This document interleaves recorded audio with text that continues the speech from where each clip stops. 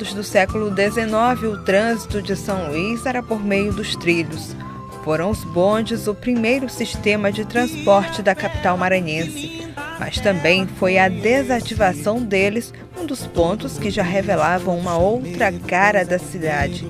Uma São Luís que dava sinais de que precisava crescer para outras áreas. O bonde elétrico, ele vai ser desativado em 1966, aí já na segunda metade da década de 60, nessa perspectiva de modernização também já, quer dizer, o bonde ele convivia, já existiam muitos carros, já existiam alguns carros na cidade já na década de 60, já existia um ônibus também circulando como transporte coletivo, então aí nesse período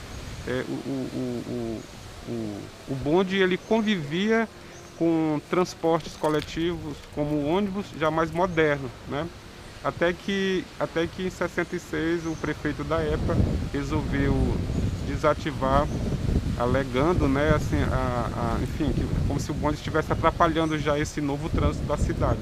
Então, a substituição do bonde pelos ônibus como transporte coletivo também é um traço desse desenvolvimento e dessa modernidade, que a cidade de São Luís começa a buscar a partir desse período. Década de 70, São Luís já não era mais a mesma. Dos bairros mais restritos à região do centro histórico, a cidade logo foi ganhando cara nova. Transição marcada por uma ponte que começava a ser erguida, ampliando o acesso ao lado oposto de onde a população basicamente estava concentrada desde que a capital havia sido fundada.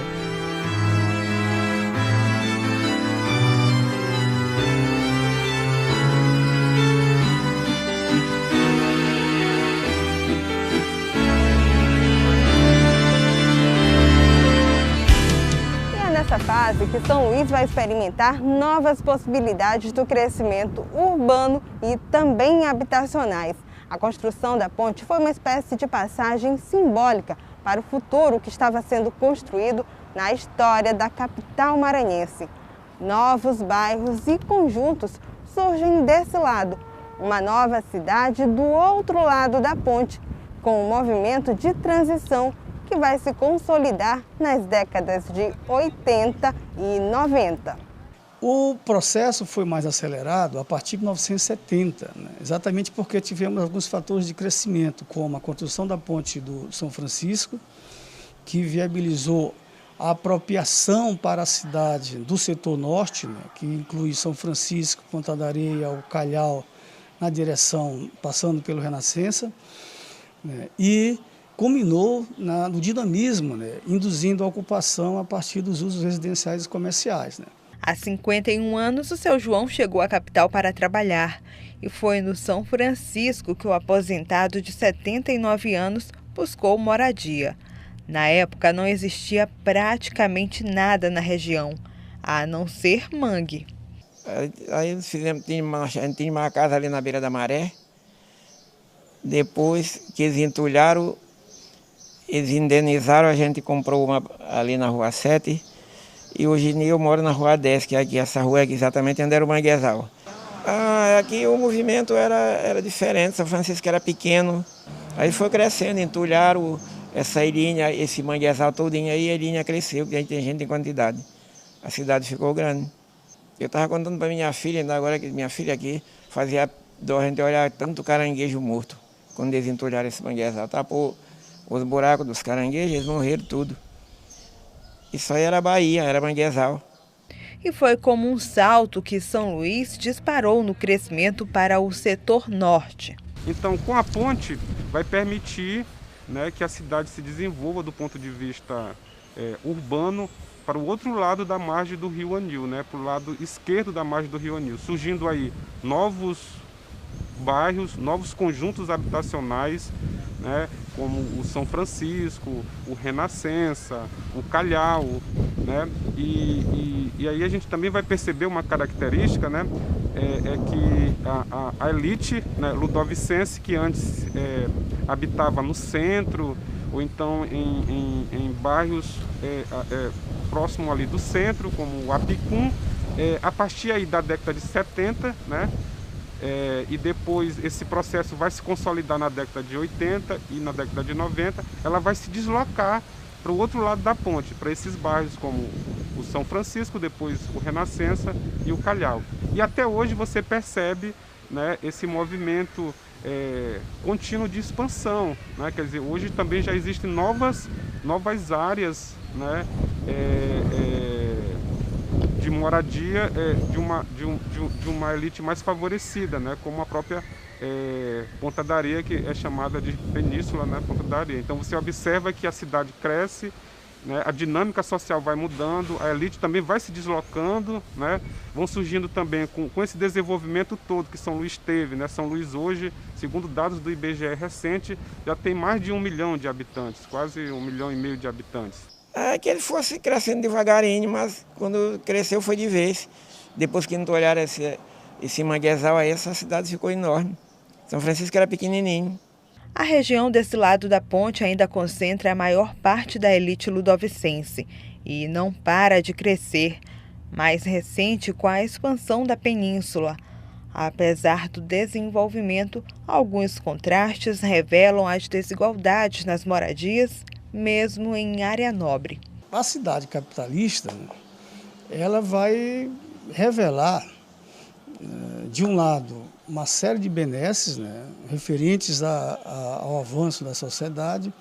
De outro lado, vai representar aquilo que o sistema capitalista né, que ele é desigual.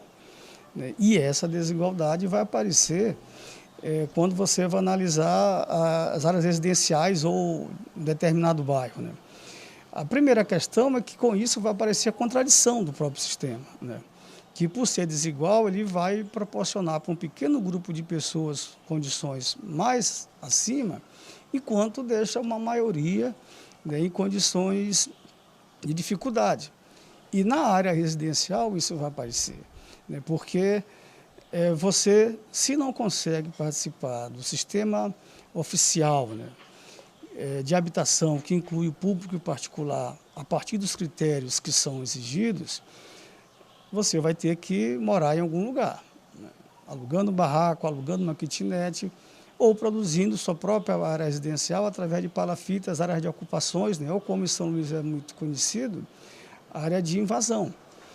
E isso tem uma localização que procura acompanhar aquelas áreas residenciais que têm maior infraestrutura, principalmente em relação a unidades de saúde, estabelecimento de escola, instituições financeiras, né, a linha de ônibus, né, coisas que facilitam o dia a dia das pessoas, né, fora a questão ambiental. Então o que a gente pode pensar sobre isso é que as classes mais favorecidas, a elite, vamos dizer assim, ela está sempre se deslocando, né? Na medida em que enfim, ela está sempre buscando um local distante ou diferente, enfim, isso faz parte da dinâmica, né? Enfim, do próprio capitalismo, né? O fato é que ao longo desses mais de 400 anos a gente percebe que essas classes, né, mais favorecidas, elas saem do centro, vão para o outro lado da ponte, hoje estão na Ponta da Areia, né? Então é uma característica, enfim, dessas próprias classes sociais, né, que buscam cada vez mais, de certa forma, se distanciar das periferias, né, na medida em que o crescimento e o desenvolvimento da cidade ele também trouxe ocupações, trouxe, enfim, periferias, né? Isso é uma contradição, né? Então, ao mesmo tempo que traz habitações melhores, bairros melhores, né? Enfim, mas também traz, no contraponto, né? Por outro lado, enfim, ocupações periféricas nesse sentido. Oh, oh, oh, la ya, la ya, oh, oh, oh, la ya, la ya,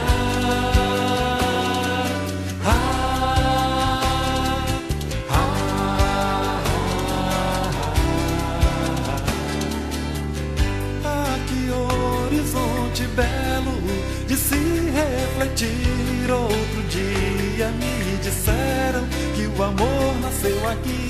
Saio de trás do sol, com jeito de guri, tanto novo como leve. O amor nasceu aqui. Saio de trás do sol.